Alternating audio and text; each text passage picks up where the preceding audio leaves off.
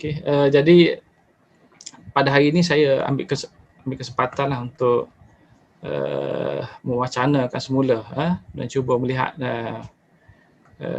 jika ada ruang untuk memberi tafsiran yang sedikit berbeza tentang apa yang berlaku dalam satu tempoh yang saya pendekkan saja beri tumpuan, walaupun pendek tapi luas elemen yang wujud dalam tempoh tersebut, iaitu pada tahun 1946 hingga 48 yang bagi saya sampai ke hari ini tidak dijelaskan dengan begitu jelas, mungkin tidak sampailah kepada masyarakat umum, dan nampak gayanya pengaruh buku sekolah ni, buku teks sekolah peringkat sekolah menengah ni masih lagi ketara dalam kalangan kita. Kerana bila kita nak bincangkan aspek tentang sejarah politik selepas Perang Dunia Kedua ni, kita masih mengimbau pada sejarah yang telah diterangkan di sekolah atau dalam buku teks sekolah tersebut. Jadi ia tidak membuka minda kita dan memberi satu kefahaman barulah, sedangkan pada hakikatnya dalam aspek pekajian sejarah tentang tahun 46, 48 bahkan sampai 57 pun, sebenarnya kalau kita lihat pada kajian di luar Malaysia ni, mereka lebih banyak membincangkan aspek tersebut berbanding kita. Sarjana kita ni macam sekarang ni diam saja, tak mau bercakap. Mungkin kerana isu ni kontroversi, tapi bagi saya ia wajar dibincangkan. Jangan lihat dalam aspek yang negatif saja. Walaupun kita bincang, mungkin kita kritik, kita menunjukkan aspek-aspek yang mungkin setengahnya kita tidak begitu suka. Tapi kita kena lihat apa sebenarnya sejarah tu sendiri. Sejarah ni dia kebanyakan yang kita kepaparkan bukan benda-benda yang menggembirakan kita. Dia sebenarnya dia akan menyebabkan kita rasa kecewa, kita rasa stres dan sebagainya. Itu sifat sejarah. Tujuannya supaya kita boleh mengambil iktibar daripada peristiwa yang berlaku tu dan kemudian memperbaiki diri kita dan juga apa saja langkah yang kita ambil pada hari ini. Ini sepatutnya yang berlaku lah. Okey, kali saya nak mulakan ni, tapi belum boleh share skrin. Doktor boleh mulakan, doktor boleh share. Tak boleh ni, dia. Oh, kejap.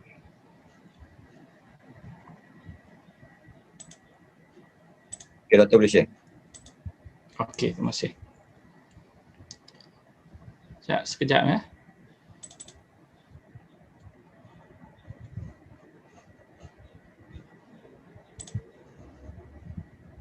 Okay, saya nak berkongsi slide dengan anda semua.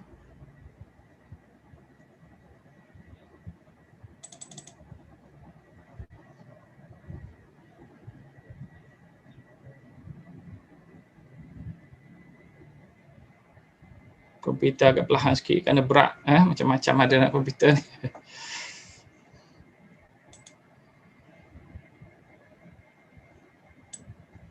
Okey. Baik, so tajuk kita pada hari ini adalah tentang Malayan Union 1946, 1948, reaksi orang Melayu dan tindak balas British. Keyword yang penting di sini adalah tindak balas British itu. Itu yang saya nak tekankan. Kajian-kajian sedia ada ni umumnya ada beberapa sifat lah yang telah dihasilkan dalam tulisan sebelum ini. Satu, mereka tekankan peristiwa Malayan tersebut. Dan macam Saudara Khairi cakap tadilah, umumnya kebanyakan tulisan sejarah pada hari ini menggambarkan bahawa Malayan Union itu satu projek yang gagal. Itu yang banyak ditonjolkan akibat daripada penentangan orang Melayu. Kemudian elemen yang seterusnya mungkin tekanan diberikan kepada bagaimana reaksi orang Melayu itu. Yang ditonjolkan ialah bahawa reaksi orang Melayu itu seolah-olah orang Melayu itu telah bersatu, tak ada masalah, mereka telah menentang habis-habisan, disebut bermati-matian Malayan Union itu, dan akibat daripada tentangan orang Melayu itulah yang menyebabkan British akhirnya terpaksa membubarkan. Setengah sarjana dia guna istilah membubarkan, maknanya Malayan itu sudah mati dan digantikan dengan satu rancangan baru oleh British yang disebut sebagai Persekutuan Tanah Melayu. Jadi pada hari ini saya nak tonjolkan aspek ni, tindak balas British ni Kerana kalau kita lihat dari sudut reaksi orang Melayu itu perkara yang sudah dibincangkan. Tetapi saya nak mengalih perhatian kepada kita melihat dari sudut British. Ini perkara yang sangat penting. Kerana sebelum ini kita melihat dari sudut peranan nasionalis yang menentang milenial. Sekarang ni saya nak mengajak anda melihat dari sudut British yang merancang milenial dan bagaimana reaksi British pula apabila rancangannya untuk mewujudkan milenial itu telah menghadapi tentangan daripada orang Melayu dan kelompok-kelompok yang lain. Baik, sebelum itu saya nak tunjukkan beberapa tulisan saya lah. Memang anda boleh merujuk tulisan-tulisan ini yang banyak bincang tentang aspek ini. Sama ada dalam bahasa Inggeris atau bahasa Melayu. Daripada tahun 2014 tu sebenarnya saya sudah memberi tumpuan tentang aspek-aspek ini, bincang tentang pandangan ahli sejarah, kemudian melihat dari sudut darurat, dan darurat ni sebenarnya ada kaitan dengan milenial. Dalam buku teks sekolah kita dia diasingkan, dia seolah-olah tak ada kaitan langsung. Sebenarnya darurat tu sebahagian daripada proses milenial. Dan kemudian buku yang tulisan terakhir itu mungkin akan terbit dalam bab sebuah buku di UM bawah Dr. Abu Hanifah, tak silap saya. Tajuk dia tentang tentangan nasionalis dan tindak balas kolonialis. Boleh keluar lagi. So apa yang saya bincang pada hari ini inilah dalam aspek bab buku ni. Macam saya kata sebelum ini pada audien, jenis saya ni bila saya bincang sesuatu tu perkara itu sudah saya tulis dan saya kaji, dan telah diterbitkan ataupun sedang diterbitkan. Baik, dalam saya nak bincangkan aspek ini, saya pun berhati-hati juga macam Cik Khairi tadi. Saya perlu jelaskan beberapa perkara lah yang anda kena faham supaya bila membaca sejarah ini yang agak kontroversi untuk tahun 46 dengan 48 ini, anda boleh bersikap lebih cuba untuk memahami dan seimbang. Jangan terlalu terikat sangat dengan elemen kepolitikan, kerana aspek yang kita bincang ni ia berkait dengan politik pada hari ini. Sejarah kita ni pelik, dia tak macam tempat lain. Di Malaysia ni saja dia unik, di mana bila kita bincang tentang sejarah ni dia terus berkait dengan politik pada hari ini, sampai orang nak menggunakan sejarah itu sebagai alat politik dan sebagainya lah. Jadi dalam aspek ini sebenarnya saya nak membincangkan sejarah itu sahaja, sejarah itu persi, tak ada aspek yang lain, dan saya cuba untuk melihat dari perspektif saya sebagai ahli sejarah seimbang atau seobjektif yang mungkin. Jadi yang pertama kita kena harus memahami bahawa sejarah itu adalah satu proses untuk memahami masa lampau, peristiwa-peristiwa lampau, untuk mengambil iktibar tentang kesilapan lalu dan memahami keadaan bagaimana kita nak gunakan peristiwa lampau itu untuk menjadi iktibar pada kita pada hari ini dan memperbaiki ataupun menjadi panduan pada kita untuk mengambil keputusan-keputusan. Itu yang sebenarnya matlamat utama sejarah ni. Kita kena ingat untuk memahami peristiwa lampau bukan untuk mengkritik pihak tertentu dan sebagainya, tapi untuk kita mengambil langkah yang betul lah pada hari ini. Yang kedua, sejarah ni kita bincang perkara baik dan buruk, tetapi harus dilihat secara terbuka. Itu kena ada dalam fikiran tu. Kalau tak mula dengan yang ni, susahlah kita nak terima setengah pandangan yang mungkin tidak sama dengan kita. Selalu saya bertemu dengan audien ni yang dia tidak memahami apa sikap saya terhadap sejarah. Dia nak mentakrifkan dari sudut ideologi dan kefahaman politik, maka itu tidak akan menyelesaikan masalah. Jadi walaupun saya terang kepada anda peristiwa yang kita akan bincang pada hari ini, tapi anda kena lihat itu dari perspektif saya yang tidak semestinya kebenarannya mutlak. Sejarah dia tak ada kebenaran mutlak, itu dari perspektif. Tetapi yang penting sekali ialah perspektif saya ini berasaskan daripada rujukan dan bukti-bukti yang begitu ketara lah. Banyak sumber yang British yang saya baca kerana saya nak melihat dari aspek British, dan itulah yang saya kata, pandangan ini anda tak semestinya terima, tapi anda boleh pertimbangkan sama ada dia betul atau tidak betul, lemah atau kuat dan sebagainya, dan anda lah akhirnya yang buat keputusan untuk menerima sejarah itu dalam konteks macam mana. Baik, sejarah yang saya nak bincangkan ini sejarah politik. Ini masalah juga. Kerana apa? Kerana sejarah politik dia tak sama macam sejarah yang lain. Dia kontroversi, dia menimbulkan perdebatan. Tapi perdebatan itu harus dilihat dalam konteks yang positif. Itulah sebenarnya sejarah. Sejarah ni dia perdebatan. Dia bukan fakta. Fakta tu bahan mentah dan sejarah. Sejarah itu tafsiran dan perdebatan, tak ada masalah. Tapi yang dialukan adalah perdebatan secara ilmiah lah. Jadi dalam konteks ini sejarah yang saya bincangkan sejarah politik, bukan politik sejarah. Kena faham. Bukan nak bincang aspek politik, tapi nak bincang sejarah yang ada kaitan dengan politik. Khususnya pada zaman penjajahan lah. Baik, jadi dalam konteks ini tahun 46-48 itu adalah zaman British. Saya ungkitkan ini kerana ada isu yang mengatakan kita ni sebenarnya tak dijajah pun. Tapi bagi saya dalam konteks tahun 46-48 ni tak begitu tepat. Kerana projek Millennium tahun 46 ni memang British. Dalam sumber-sumber dia memang dia mahu menguasai terus dan tidak melepaskan tanah Melayu dan tidak mahu memberikan kemerdekaan kepada tanah Melayu. Itu yang disebut. Dia hanya berusaha untuk menyatukan dan memusatkan takbiran dia terus kepada London. Dia bukan kata nak buat perjanjian seperti sebelum Perang Dunia Kedua dan sebagainya. Tidak, tapi dia terus nak menguasai. Dan saya ingat zaman Jepun itu telah menjadikan satu peluang yang besarlah pada British. Orang kata Jepun ni bagus juga datang kerana apa, dia menimbulkan bibit kesedaran politik dan nasionalisme Melayu. Tapi hakikatnya British dalam catatan dia puji, bagus Jepun ni datang. Kerana apa? Sejak Jepun datang kita tak perlu lagi terikat dengan perjanjian mengikut negeri-negeri ni. Jepun sudah pun menyatukan seluruh negeri ni untuk kita. Suatu perkara yang British tak boleh buat, Jepun buat. Dan kemudian British hanya sambung saja apa yang Jepun telah buat, iaitu memusatkan satu pentadbiran di bawah satu kerajaan pusat di bawah kuasa British. Itu satu penjajahan yang kalau kita boleh kata sampai ke peringkat yang paling kemuncak lah, kerana British mahu menguasai seluruh negeri Melayu ni. Saya akan jelaskan apa sebenarnya British mahu daripada Malayan Union ni. Baik, apa yang saya kaji ini ialah berdasar kepada sumber-sumber British. Maksud saya di sini ialah saya nak melihat aspek ini daripada sumber British. Mungkin sumber itu anda setuju ke tak setuju ke, tetapi dari aspek ini kita nak memahami sebenarnya apa yang British fikir. Masa dia berkenal Malayan Union ni, apa yang dia rancang, apa yang dia fikirkan tentang keadaan di sini, dan bila timbulnya penentangan, apa yang dia berikan reaksi dan tindak balas. Itu yang saya kata kelompongan itu ada di situ. Kerana seolah-olah dalam buku sejarah diceritakan bila orang Melayu menentang Millennium, British seolah-olah kaku, senyap saja takut, tak buat apa-apa. Tak, sebenarnya British ni dia ada perancangan dia untuk counter penentangan orang Melayu tersebut. Dan saya ingat British ni cukup hebatlah dalam konteks ini. Baik, kenapa saya memilih tajuk ini? Bagi saya jelas kerana wujudnya kekeliruan dalam perbincangan tentang tajuk ini, khususnya yang memberikan penekanan atau fokus pada tahun 46-48 tersebut.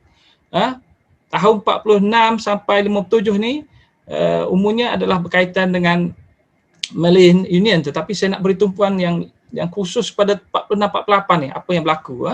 Kerana di situ saja banyak isunya yang sudah pun melibatkan masa yang panjang lah untuk kita bincangkan. Kekeliruan tersebut yang saya lihat ialah satu, ialah kita cenderung untuk melihat dan menafsirkan peristiwa tahun 46-48 itu dari sudut pandangan yang bersifat kanan. Pada hari ini kita boleh kata sejarah dari sudut pandang pemerintah lah, yang saya maksudkan sebelum PRU 14 dahulu, di bawah misalnya kerajaan Barisan Nasional yang memerintah dahulu ataupun perikatan sebelum itu.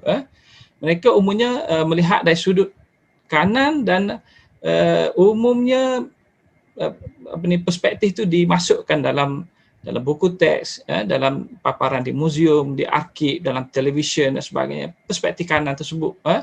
Jadi perspektif ini bagi saya terlalu khusus dan memihak pada satu kelompok saja. Dia tidak begitu terbuka dan dia tidak begitu luas. Dia tidak melihat pada segala aspek yang bersangkutan dengan perspektif itu sendiri. Jadi sebenarnya dalam konteks sejarah ni kita boleh melihat dari pelbagai perspektif. Perspektif British, perspektif orang bukan Melayu, perspektif kanan dan juga perspektif kiri. Ada banyak perspektif dalam sejarah ni yang berbeza antara satu sama lain. Kalau kita mau. Jadi yang ada dalam konteks sejarah kita pada waktu ini dia lebih pada perspektif kanan saja, dia agak sempit. Dan itu menyebabkan timbulnya kekeliruan. Dan kekeliruan ini bagi saya sangat besar lah, kerana ia pengaruhi pada kefahaman masyarakat pada hari ini. Baik, yang kedua ialah masalah dalam konteks sejarah kita pada hari ini. Kita melihat dalam konteks sejarah seperti apa yang telah diacuangkan dalam buku teks sekolah. Saya tak melihat secara yang menyeluruh, cuma saya nak tumpu dalam konteks tahun 46 sampai 48 ataupun 46 hingga 57 ni, dia telah dipecah-pecahkan mengikut kotak-kotak, mengikut tajuk-tajuk yang berbeza.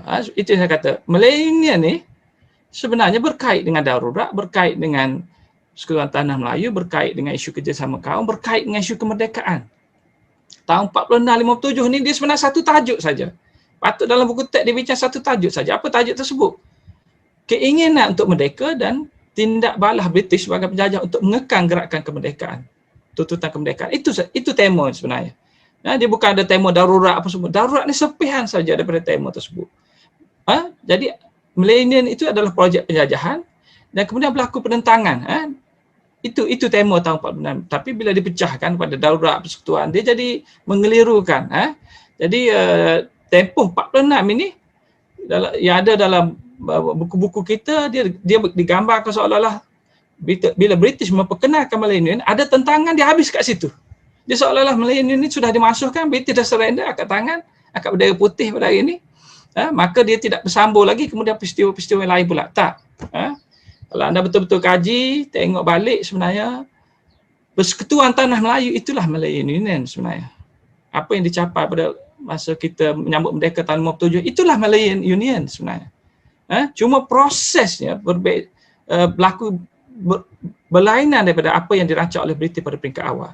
Dan ini dinyatakan oleh British sendiri, sebab tu saya kata penting kita memahami dari sudut British sebut milenial Federation, Persekutuan Tanah Melayu ni, the Federation of Millennial nama dia.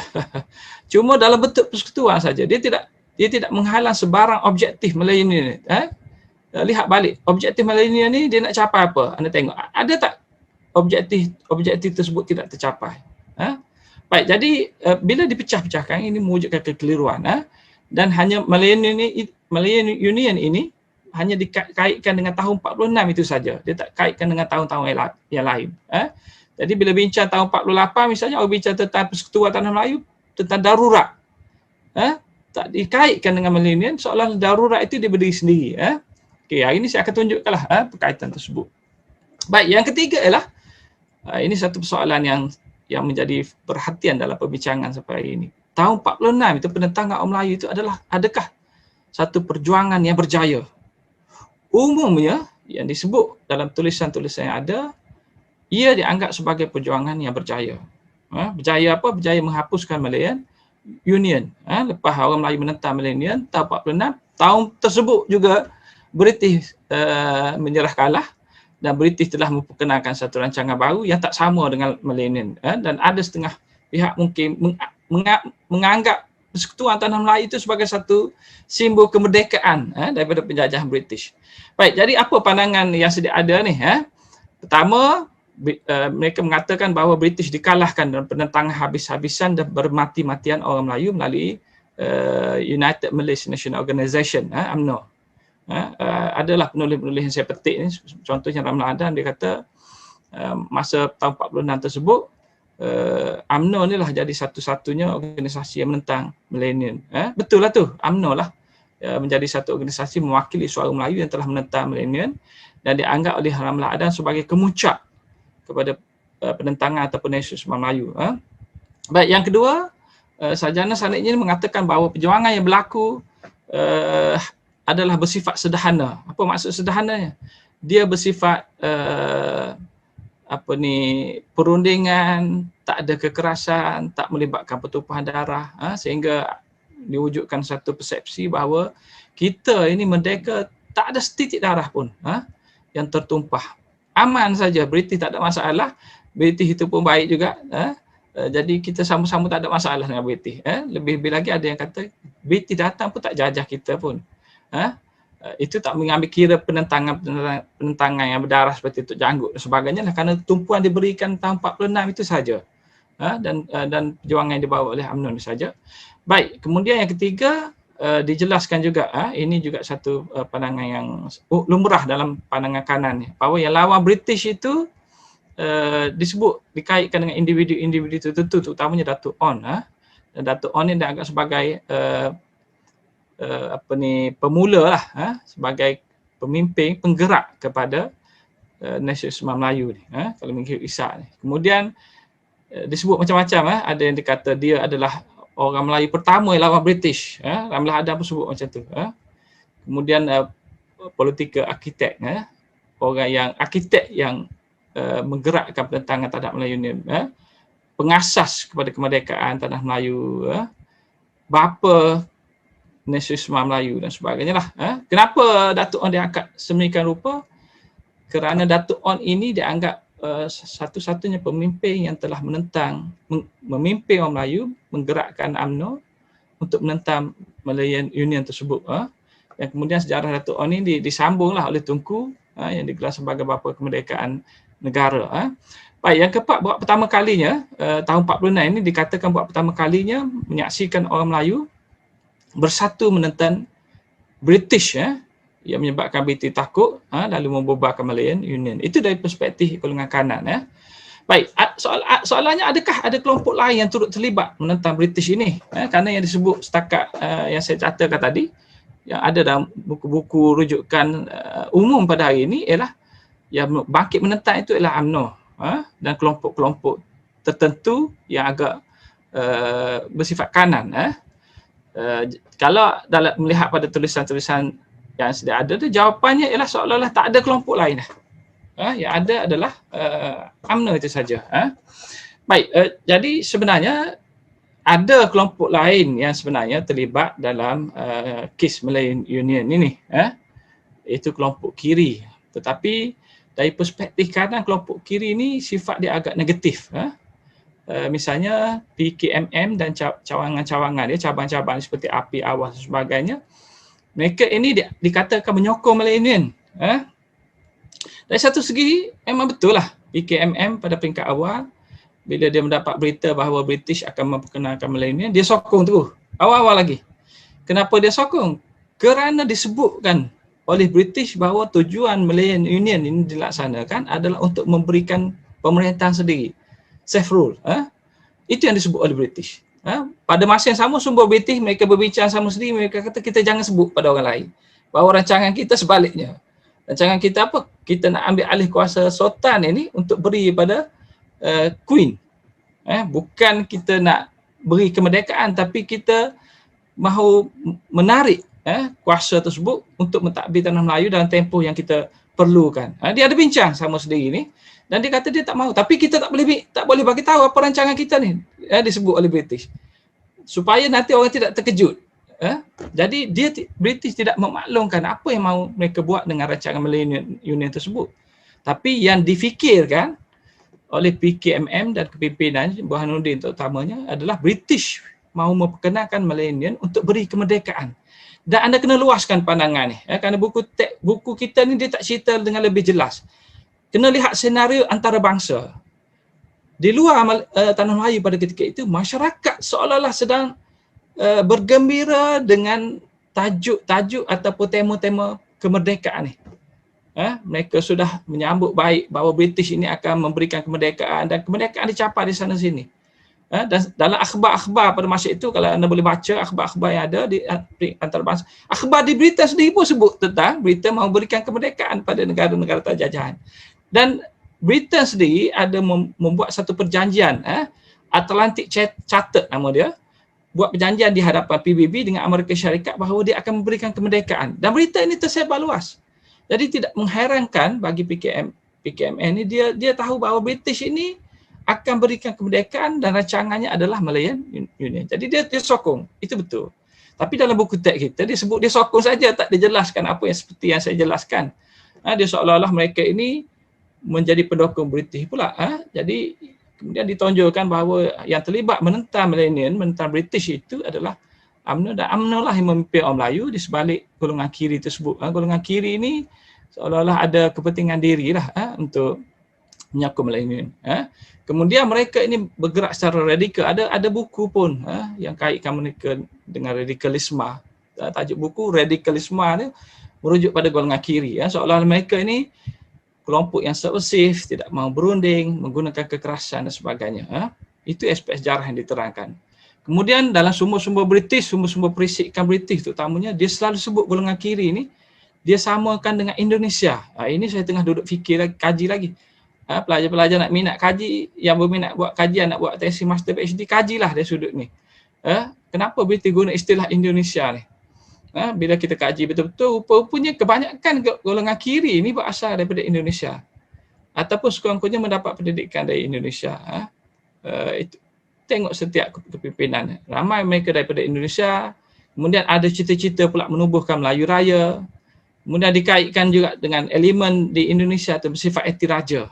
Mereka dikatakan sebagai kelompok anti-raja. Tak tahu kenapa muncul pandangan tersebut. Buktinya tak pasti saya di mana menunjukkan mereka bersifat. Tapi mereka memang mengkritik raja-raja Melayu ini dalam kes-kes yang tertentu.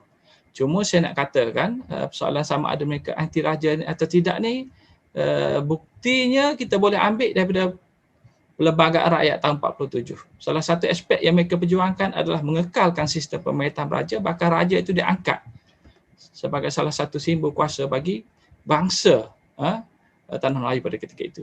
Perlembagaan tahun 47 anda baca bahawa mereka ini mendesak. Kalau mereka tak desak, tak ada fasa yang mengatakan bahawa sistem politik kita ni raja dikekalkan kerana dia melibatkan perundingan dengan bukan Melayu. Tapi mereka bahkan masukkan tentang agama Islam dan sebagainya lah. Kemudian mereka juga dikatakan bekerjasama dengan bukan Melayu. Betul, dari segi sejarahnya mereka amat rapat, selalu berunding dan bekerjasama dengan bukan Melayu. Tapi pada masa yang sama mereka juga dikatakan bekerjasama dengan Jepun, dengan kelompok-kelompok yang lain lah. Bahkan dengan komunis pun, itu yang dikatakan. Tetapi kita juga perlu ingat bahawa pada masa dahulu dia tak macam yang kita fikir pada hari ini. Istilah pensubahatan itu, maksud kerjasama, pensubahatan dia bukanlah negatif seperti yang kita fikirkan. Semua pihak pun ada persubahatan. UMNO ada bersubahat dengan British, ada juga bersubahat dengan bukan Melayu. Dia bukan negatif kata subahat ni. Kita kena lihat dari sudut yang positif pula. Kerana kita ni terikat sangat dengan elemen politik tu kuat sangat, dia jadi negatif. Kiri bekerjasama dengan dengan UMNO pun sebenarnya. Kiri ni asalnya UMNO juga. Satu peringkat. Kemudian dia bekerjasama dengan bukan Melayu, dia bekerjasama dengan komunis. Konsep kerjasama itu terlalu loose pada masa itu. Siapa-siapa pun boleh bekerjasama dalam proses politik tersebut. Jadi cuma dalam tulisan-tulisan yang ada ni, bila sebut kerjasama kelompok kiri ni, dilihat dalam konteks negatif. Dan oleh itu dia dianggap sebagai satu pengkhianatan kepada orang Melayu. Yang kemudian bertambah lagi apabila mereka terlibat dalam komunis, contohnya dalam regimen yang ke-10, maka ini telah memburukkan lagi sejarah kelompok kiri yang diwakili oleh PKMM ini, sehingga menyebabkan dia dianggap sebagai satu perjuangan yang bersifat bukan perjuangan kemerdekaan tetapi perjuangan komunis. So apa kaitan dengan tajuk 46-48 ini? Ini menyebabkan sejarah mereka ni, perjuangan mereka ini dia terpisah, dia terkeluar daripada arus perbincangan sejarah. Dalam persejarahan dia tak masuk kelompok ni. Sangat ketara dalam tulisan kita, dan dia seolah-olah peranan mereka ni jadi tidak penting lagi. Walhal kita kena ingat bahawa mereka ini terlibat dalam menubuhkan UMNO. Golongan kiri ni dia terlibat menubuhkan UMNO, sejarah dia. Tapi bila bincang tentang sejarah UMNO, tak masuk kelompok ni. Ada masalah-masalahnya. Baik, apa berlaku pada kelompok kiri pada tempoh tahun 46-48 tersebut? Jadi disebutkan dalam perspektif sejarah yang kanan ini bahawa mereka ini tidak mendapat sokongan Melayu. Saya akan jelaskan aspek ini nanti. Kemudian yang kedua, mereka cuba menarik sokongan Melayu. Pada peringkat awal mereka sokong Melayu. Tetapi bila mereka dapati UMNO sudah bergerak dan mendapat sokongan Melayu, mereka menyertai. Itu yang saya baca. Dia jadi macam tu. Dia jadi sudah terbalik. Sebenarnya sejarah yang sebenarnya mereka yang menubuhkan UMNO. Kiri dan kanan ni berpakat berjumpa menubuhkan UMNO. Semua memainkan peranan menubuhkan UMNO. Tetapi yang dinyatakan dalam buku sejarah, dia seolah-olah mereka ini berpaling daripada sikap menyokong milenial, kemudian menentang milenial dan akhirnya menyertai UMNO. Tetapi bila mereka tidak setuju dengan cara kepimpinan yang terdapat dalam UMNO pada masa itu, mereka akhirnya keluar daripada UMNO. Jadi PKMM ni atau kelompok kiri ni dilihat sebagai entiti di luar daripada UMNO. Dan saya ingat sejarah itu sangat pelik lah, sangat kabur. Kerana kiri itu sebenarnya adalah mereka yang mempunyai peran yang besar dalam UMNO, dalam sejarah UMNO. Bila nak bincang sejarah UMNO memang tak boleh pisah dengan kiri. Kerana kiri ini ada dalam UMNO sampai ke, kita katalah sampai ke peringkat paling tidak pun mereka tu kiri masih banyak dalam tu. Mereka bukanlah entiti yang berasingan. Dan mereka ini dikata bergerak secara kekerasan. Ini yang saya tidak begitu setuju dengan istilah radikalisme ni. Apa maksud radikalisme ni? Bila bincang kiri saja radikalisme, seolah-olah mereka tidak berunding. Yang saya sebut Perlembagaan Rakyat tahun 47 itu perundingan lah tu. Mereka hantar pada British. Okey, tuan kelok ke? Tuan tengok ni. Apa kekerasan apa tu? Pertimbangkan apa yang kami sudah luluskan, sudah setujui Perlembagaan Rakyat 47. British tengok tapi British tak mahu terima. Apa yang mereka buat itu sederhana ke radikal? Apa yang radikal sangat dengan mereka ni? Kalau mereka akad senjata, logiklah juga. Tapi mereka tak akad senjata. Radikalnya mereka ni kerana mereka mahukan kemerdekaan. Dan kadang-kadang itu yang ditonjok oleh British. Siapa yang tuntut mereka saja dia radikal. Tok Janggut tuntut supaya British keluar daripada Kelantan. Ini fanatik, militan. Siapa-siapa yang menentang British itu radikal, tak boleh berunding dan sebagainya. Kalau berunding kena ikut British. Jadi istilah radikal ini tidak tepatlah. Bagi saya tak wajar digunakan. Kerana mereka ini sentiasa mencari ruang untuk berunding dengan British. British yang tak mahu berunding. Baik, mereka bekerjasama dengan Bukan Melayu. Betul lah, dalam putera AMCJA jelas bahawa kelompok kiri ini dia bekerjasama dengan Bukan Melayu. Putera tu yang mewakili suara orang Melayu, AMCJA ni kelompok Bukan Melayu. Yang ni pun ada kekeliruan. Ada yang mengatakan AMCJA yang dipimpin oleh terutama MCA, Tan Chelok dan sebagainya adalah kelompok kiri. Bagi saya itu tidak tepat. Mereka ni kelompok kanan bukan kiri. Kelompok Bukan Melayu ni yang ada dalam AMCJA ini kelompok kanan. Tapi berunding dengan kelompok kiri Melayu kerana masalah ketidaksetujuan mereka dengan sikap British semasa British mengubah pendirian untuk tidak lagi memenuhi tuntutan Bukan Melayu, sebaliknya memberi tumpuan untuk memenuhi tuntutan kelompok elit Melayu dalam UMNO. Maka kelompok Bukan Melayu ini dia berpaling daripada British dan mereka seolah-olah tidak bersuatu dengan British dan seolah-olah menentang British lah. Hakikatnya mereka tak menentang British. Kelompok ini bukan menentang British. Mereka hanya menuntut hak saja. Dan sejarah perjuangan organisasi politik Bukan Melayu ini sejarahnya lebih pada bukan sejarah kemerdekaan. Dia bukan sejarah kemerdekaan. Dia lebih pada sejarah untuk menuntut hak. Jadi dia bersifat kanan. Akhirnya dia bekerjasama dengan UMNO pun. MCA, MIC dan sebagainya bekerjasama dengan UMNO pun. Mereka bukan kiri. Jadi bukan kiri. Mereka adalah kanan. Kena ingat tu. Kerana fakta-fakta ini telah bagi saya telah dikelirukan begitu sekali. Baik, kemudian kelompok kiri ini pada satu peringkat akhirnya telah menyertai komunis tahun 1948, iaitu regimen ke-10 yang dibina khas, yang ditubuhkan khas untuk menampung kelompok-kelompok disebut sebagai komunis Melayu ni lah. Baik, dalam konteks komunis ini ada sebenarnya Melayu yang betul-betul komunis, yang menyertai komunis ini sebelum darurat lagi. Tapi ada juga yang baru menyertai tahun 48. Ingat itulah, nanti saya akan terangkan balik. Baik, saya dah jelaskan dari segi latar belakang. Sekarang ni baru saya nak mulakan. Baik, umumnya sejarah yang saya sebutkan tadi adalah sejarah yang bersifat versi kanan. Dan bagi saya sejarah ini tidak seimbang. Bukan saya lihat versi tersebut negatif, bukan. Betul dari satu segi, tetapi tidak lengkap. Kerana mungkin masalah-masalah pertentangan isu politik, pertentangan dan sebagainya, kita mungkin tidak boleh berfikir dengan baik. Kita terikut dengan ideologi, dengan kepartian dan sebagainya, menyebabkan sejarah pun kita cuba melihat dari perspektif ideologi tersebut. Maka rosaklah sejarah. Tahun 1946-48 ini melihatkan bahawa sejarah itu disentuh, dibincangkan yang dikaitkan dengan perjuangan tu UMNO saja. Ini sangat merugikan. Kenapa? Kerana dia bila bincang sejarah dia seolah-olah itu sajalah pencapaian orang Melayu. Dan masalah dengan perjuangan kanan ni, mereka tidak menuntut kemerdekaan, mereka tak berjuang ke arah tersebut kerana mereka ada sebab-sebab lain. Ini bukan saya kata, ini Datuk On yang kata.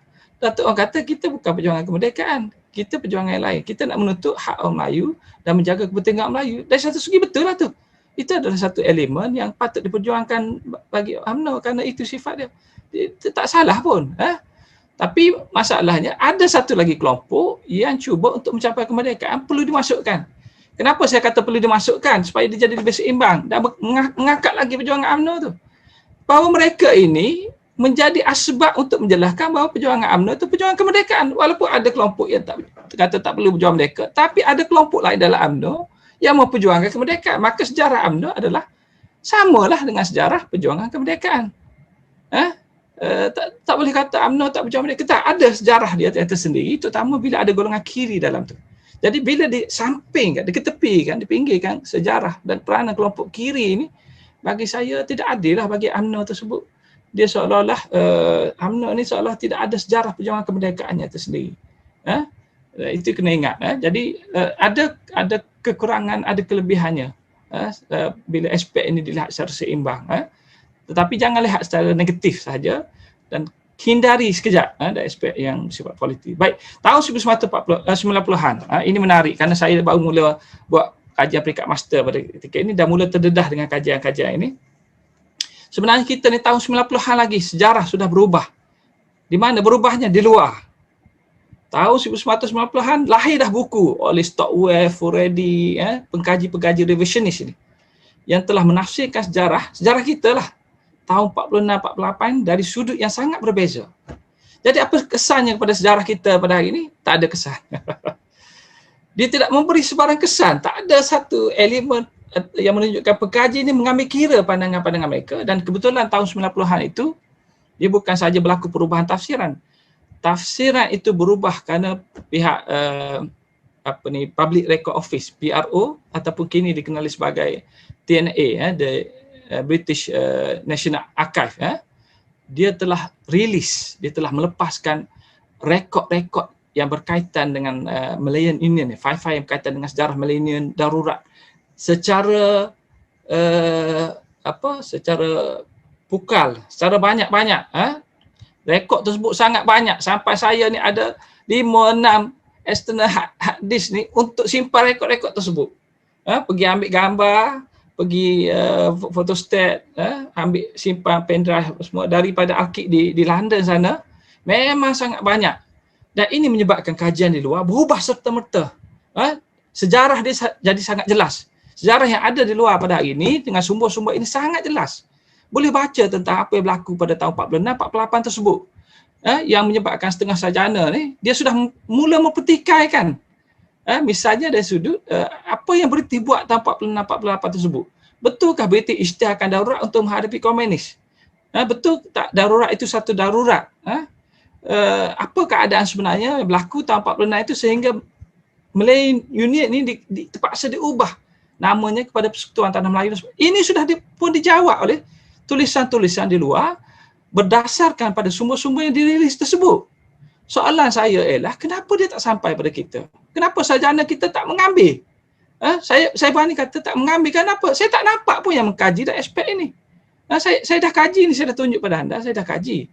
Tapi saya tak boleh merujuk tulisan, mana-mana satu tulisan yang telah mengambil kira sumber-sumber baru ini.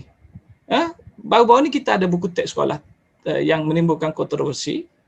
Tak masuk juga elemen baru tersebut. Kita dah berdebat, bukan main hebat, sampai kepala polis kita berdebat sejarah. Tetapi yang ditulis dalam buku teks tersebut bukanlah benda yang baru pun. Benda yang sudah ada, yang sudah lama, yang tak begitu kontroversi sangat pun. Yang kontroversinya kerana kita pada hari ini, kerana kita ada masalah dengan politik. Yang sejarah tu tak kontroversial. Yang di luar sana ni, yang belum sampai pada kita, walaupun tahun 90-an, yang tu lebih kontroversi. Dan inilah mempengaruhi kepada kajian saya. Sedikit demi sedikit saya baca. Saya terdedahnya kerana kebetulan orang beri sumber ni. Dan bila saya ni, jenis saya suka cek sampai ke akar umbi. Bila dapat satu sumber saya cek sampai ke habis, dah banyaklah berkumpul sumber-sumber tersebut. Jadi yang amat mengherankan saya lah kenapa dia tidak meninggalkan kesan yang besar pada aspek persejarahan kita pada hari ini. Dan satu lagi ialah bagi saya ialah kalaulah elemen sejarah tersebut mahu disuntik, apa respon kita pada hari ini? Kerana kita tengok masyarakat dalam isu buku teks sekolah tingkatan 4 pun begitu terkejut. Kerana ada elemen-elemen baru yang seolah-olah telah disuntik. Jadi macam saya simpulkan, di Malaysia ni umumnya tidak begitu berubah sejarah dia. Tak seiring dengan perubahan dokumen-dokumen itu. Dokumen yang besar itu telah muncul, bukti-bukti yang jelas itu telah muncul, tetapi tafsiran sejarah masih lagi di tahap yang sedia ada. Rakyat masih lagi berpegang pada tafsiran sejarah yang telah kita belajar pada peringkat saya ni di sekolah menengah lagi. Benda sama tak berubah.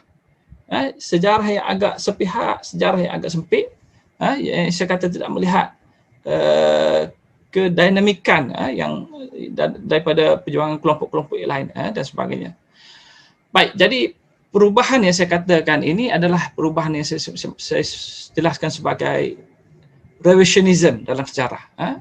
Berlakunya penyemakan semula dalam sejarah, di mana sejak tahun 1990-an, selepas British melepaskan banyak fail tentang tahun 46-48 ni, fail tentang milenial, tentang ini ada dengan saya ni, baru ni saya pergi lagi, saya sempat ambil fail 24 buah fail, tak baca satu fail pun sampai ni, kerana setengah fail ni tebal dia beribu.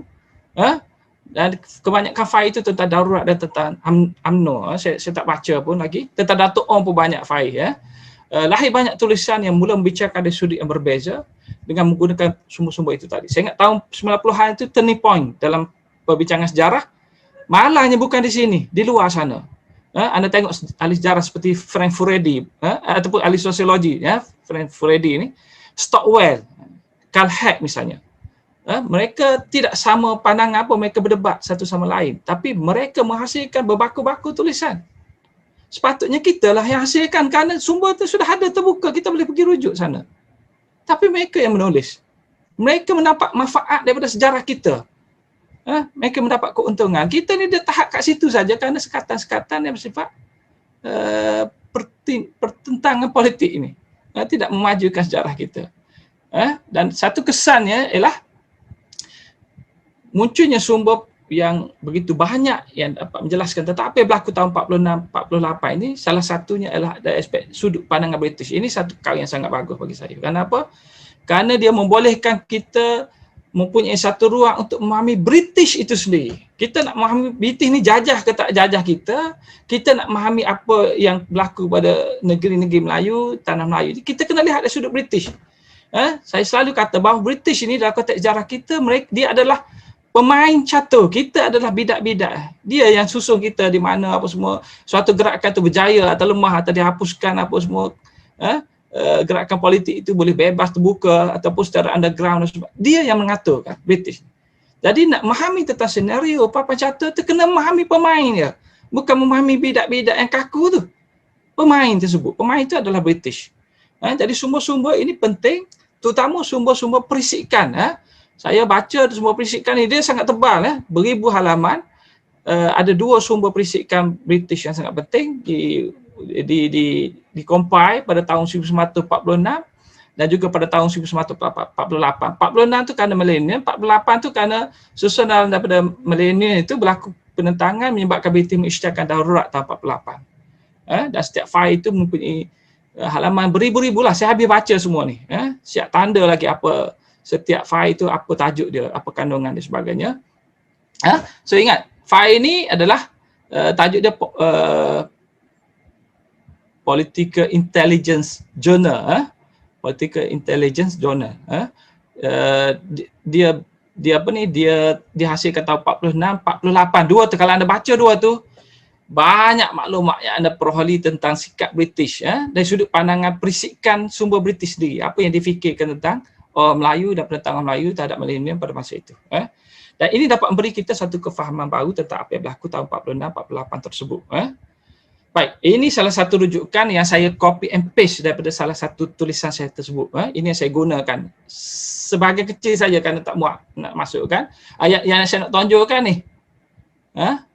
Anda tengok atas ni, Indonesian, kita gunakan influence, pengaruh Indonesia ni. Apa benda dia masukkan? Ini boleh dikaji ni. Satu-satu aspek yang sangat baru. Ni, yang file political intelligence ni. Perisikan politik. Yang saya bincang di sini tahun 48 kerana tajuk ni tentang darurat. Ada tahun 46 tentang milenial.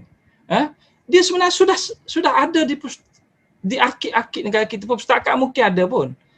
Itu saya tidak pasti, tapi dia memang sudah boleh dicapai. Kenapa tidak ada kajian tentang aspek ni? Tajuk ni sendiri, political intelligence ni, perisikan BT ni, tentang Melayu pun kita boleh buat satu tesis. Tapi tak dikaji. Itu sangat mengherankan saya. Ini kita bincang tahun 90-an, bukan tahun 2000. Tahun 90-an. Kenapa lambat sangat sejarah kita ni untuk berkembang? Jadi kalau kita boleh memahami aspek ni, banyak aspek kita boleh pelajari. Buku teks ni sudah jadi tidak relevan dah untuk kita bergaduh tentang kajian-kajian ada dalam buku teks ni kerana level dia sangat rendah untuk pelajar sekolah. Kepimpinan politik tak wajar bergaduh, mengaibkan. Bagi saya kerana sumber-sumber ni banyak. Maka kajilah. Dan jangan lihat dari aspek politik saja. Kaji untuk memahami. Bagi saya setiap orang ada keuntungan masing-masing. Kalau saya katalah misalnya dalam konteks, kalau saya ni seorang ahli politik UMNO misalnya, kalau saya kaji, hari ni saya boleh pertahankan UMNO habis-habisan tentang perjuangan dia. Kerana kita boleh pergunakan bukti-bukti ini. Dan tafsiran tu boleh diubah mengikut apa yang kita fikirkan. Darurat misalnya, orang kata darurat ni lama komen ni apa. Saya kata darurat ni sebenarnya salah satu aspeknya adalah untuk menentang UMNO itu sendiri. Selain menentang kiri, untuk menguasai UMNO itu sendiri. Dan komunis ini sebenarnya tidak penting, tidak begitu penting sangat pun. Tidak kuat mana pun berbanding UMNO ni yang ada ahli 100,000 orang. Komunis ada 12,000 orang saja. Dan tidak mainkan peranan penting. Kenapa diangkat besar sangat? Itu saya kata aspek-aspek, banyak aspek lompongan dalam sejarah ini yang telah kita ketepikan. Sedangkan dia memberikan keuntungan, tak kira lah keuntungan politik ke keuntungan sejarah. Setiap pihak boleh mendapat manfaat daripada baku-baku sumber yang ada pada hari ini yang tidak dimanfaatkan. Okey. Baik, jadi apa sebenarnya berlaku tahun 46-48 ni? Dari laporan perisikan British. Baik, tahun 43 saya nak lihat secara kronologi bagaimana ini berlaku. Tahun 43 British sudah mula merancang untuk menerbitkan milenium. Tahun 44 dia sudah menghantar satu cadangan proposal, millennium proposal ni kepada Kabinet Britain pada masa itu, Kabinet Perang. Tahun 44 Kabinet Perang British telah pun meluluskan rancangan millennium ni. Umumnya millennium union ni kalau kita baca memang dia satu bentuk penjajahan baru. Tujuan British perkenalkan millennium untuk menyelesaikan masalah British dan mengikat tanah Melayu ini di bawah British. Itu matlamat dia. Dia nak pegang tanah Melayu. Negeri-negeri lain dalam dunia yang dia ada, dia boleh lepaskan, tak ada masalah. Tapi dia disebut British sebut sendiri. Tanah Melayu ni kalau banding dengan satu dunia, kaya lagi tanah Melayu ni. Kaya banget tanah Melayu ni dibanding dengan seluruh tanah jajahan British lain. Jadi tak ada masalah British nak beri kemerdekaan. Yang ini tak boleh.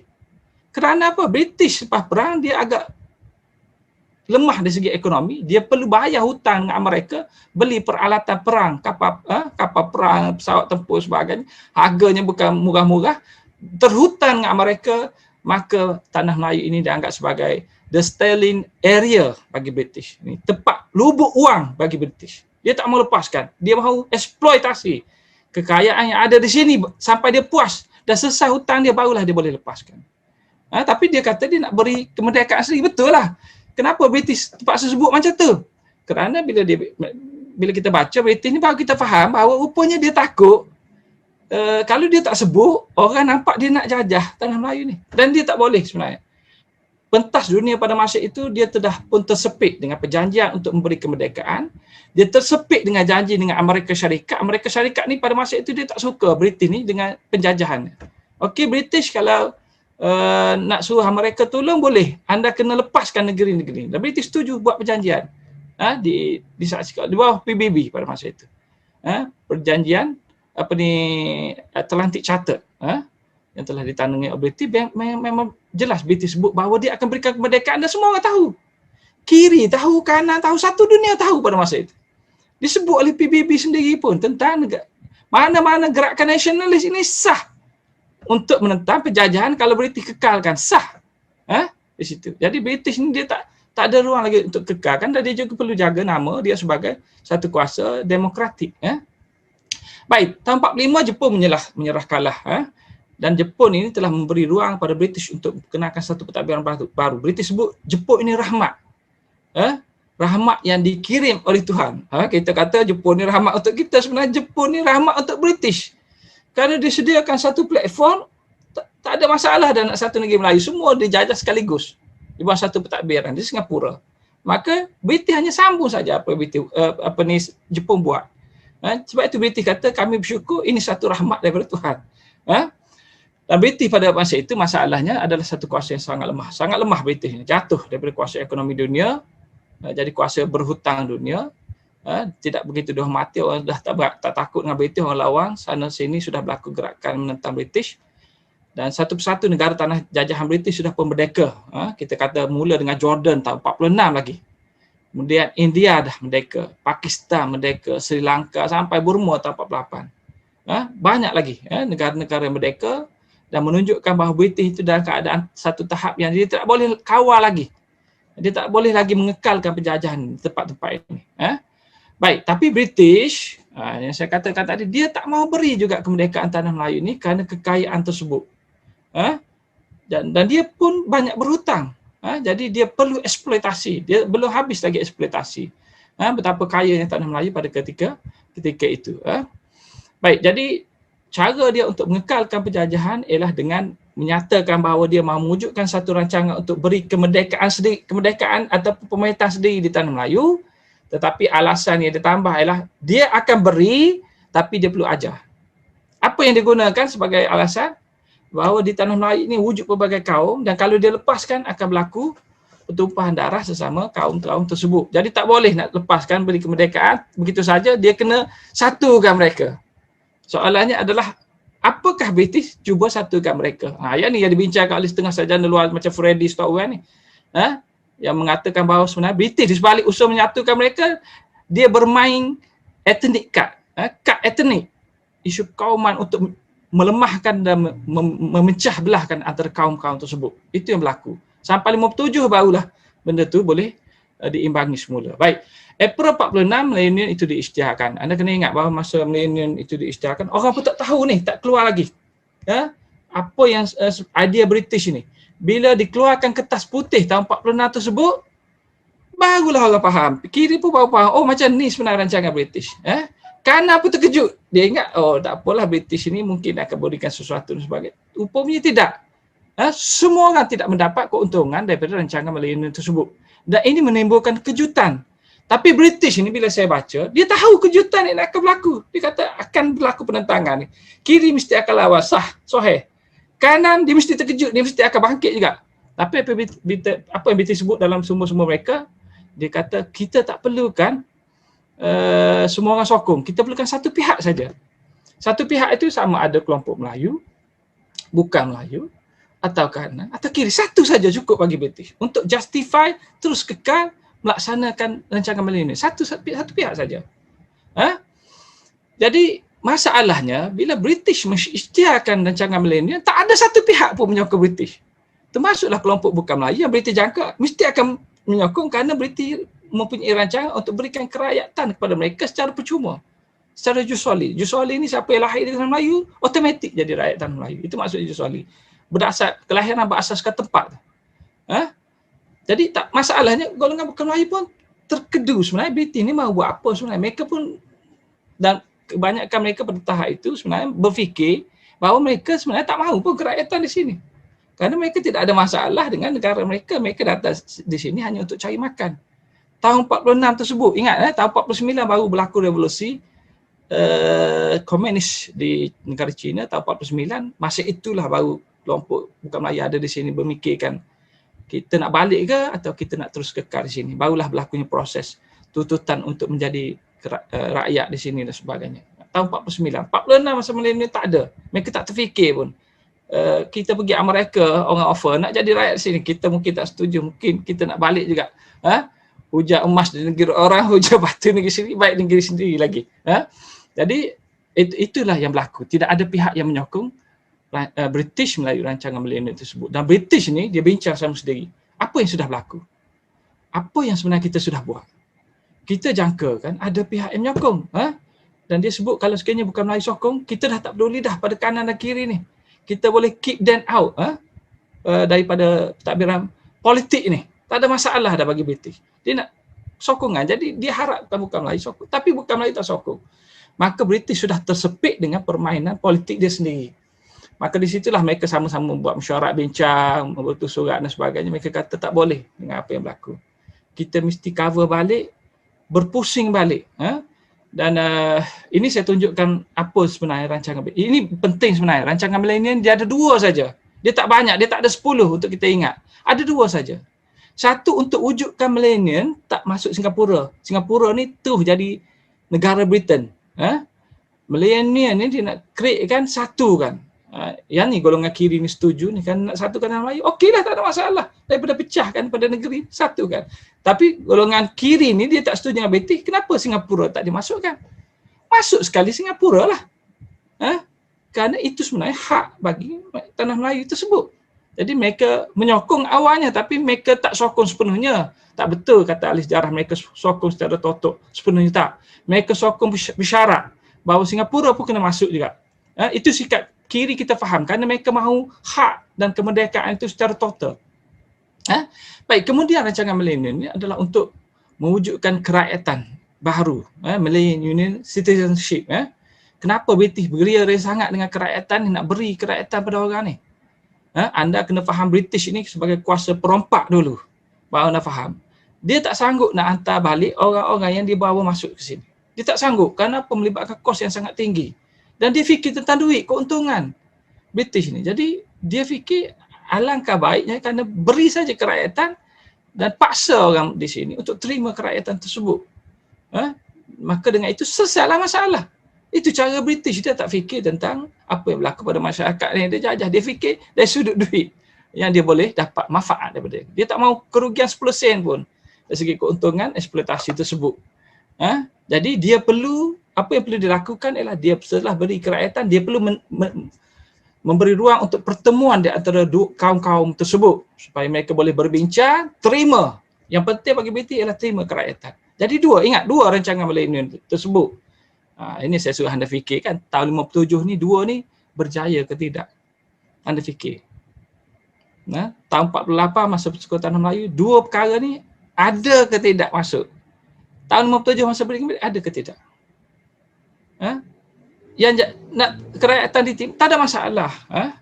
Yang saya nak cakapnya ialah proses penerimaan itu bagaimana? Dia dilakukan secara jus soli tu saya kata. Yang berita berkenaan tahun 46, orang lawan habis-habisan jus soli. Tahun 57 ni, UMNO telah beri 2 juta kerakyatan diterima dengan cara terbuka sehingga terus menimbulkan isu sampai kali ini. Berlaku peristiwa-peristiwa seterusnya yang tak boleh menyelesaikan masalah kerana prinsip jus soli itu. Jus soli ini dia tak kira kesetiaan macam mana, kefahaman politik macam mana, perlembagaan apa semua, konsep bangsa, identiti macam mana penyatuan mereka, bahasa, tak diselesaikan. Dia hanya terima, okey lahir, baik terima. Lahir di sini terima. Dia tetapkan berapa tahun, 5 tahun ke 10 tahun dan sebagainya. Dia tak tetapkan identiti bangsa. Maka wujudlah bangsa-bangsa yang berbeza di sini. Okey.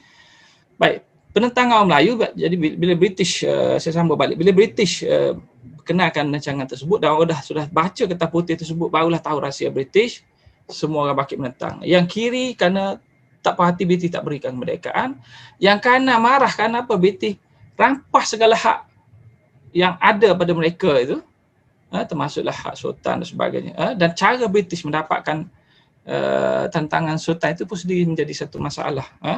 Cik Khairi tunjukkan satu dokumen bahawa raja-raja mengatakan bahawa mereka ini sampai diugut nak dibunuh. Betul Cik Khairi? Sampai macam tu sekali kita katalah. Ya betul tu. Ada satu surat. Ini ada bukti-bukti. Tapi bukti yang biasa ini menunjukkan memang raja diugut pun. Paling tidak ialah dengan ugut pecat. raja-raja ni. Dan saya ingat orang pertikaian kan, habis tu kalau masuk milenial tak dipecat. Betul lah tu juga, tapi anda baca balik betul-betul, dipecat tu dengan konteks yang macam mana. Kaitkan dengan apa yang Cik Khairi sebut tadi. Yang dipecat memang ada, yang diugut lebih daripada dipecat pun ada, digertak dan sebagainya. Kerana British kaitkan dengan zaman Jepun. Mereka ni okey, Sultan kerjasama dengan Jepun si anu tu. Faham maksud saya? Maknanya dia bukan letak jawatan saja, lepas pada tu ialah dikaitkan dengan perkhidmatan terhadap British kerana bekerjasama dengan Jepun.